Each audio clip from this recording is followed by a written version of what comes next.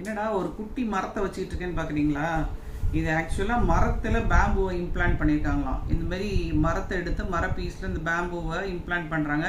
ஒரு கணு வெடிச்சு வருது. இப்போ இதில் 2 கணு வெடிச்சு வந்திருக்கு. 3வது இந்த இடத்துல ஒரு கணு இருக்குது.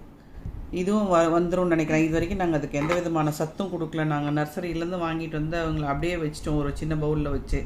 ஸோ இப்போ தான் வந்து என்ன பண்ணேன்னா அதுக்கு வந்து காயிற்பித்து, மண், அதுக்கப்புறமா எரு இது எல்லாமே வந்து போட்டு மிக்ஸ் பண்ணி தண்ணியும் ஊற்றியாச்சு. இது என்ன நமக்கு தண்ணியிலேயே வைக்கலான்னு சொன்னாங்க. தண்ணியில் வச்சா கொசு வருது. கொசு வந்து முட்டை வச்சுட்டு போயிடுது.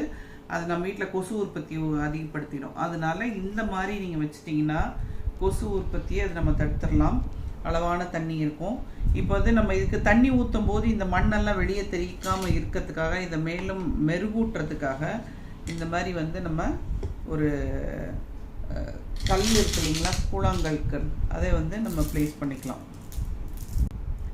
இந்த கற்கள்லாம் போட்டாச்சு. தண்ணி ஊற்றும் போது இந்த மண்ணெல்லாம் தெரிச்சு வராது.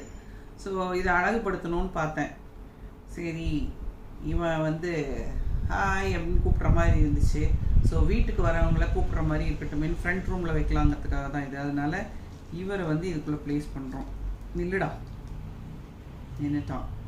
அடுத்தது இதுக்கு மேலே ஒன்று வைக்கலான்னு யோசித்தோம். ஒரு டான்ஸிங் பக்ஸ் பன்னி இருந்தது.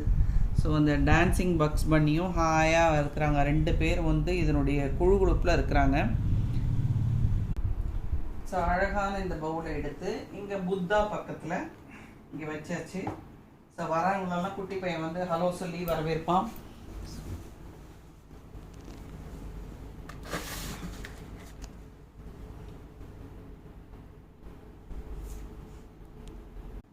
இந்த மாதிரி ஒரு உடஞ்ச பவுல் கிடச்சிது அப்படின்னா நீங்கள் வந்து அதை ஒரு அழகாக மெருகேற்றி உங்கள் கற்பனை திறனை வச்சு ஒரு ஷோ பீஸாக கூட மாற்றிடலாம்.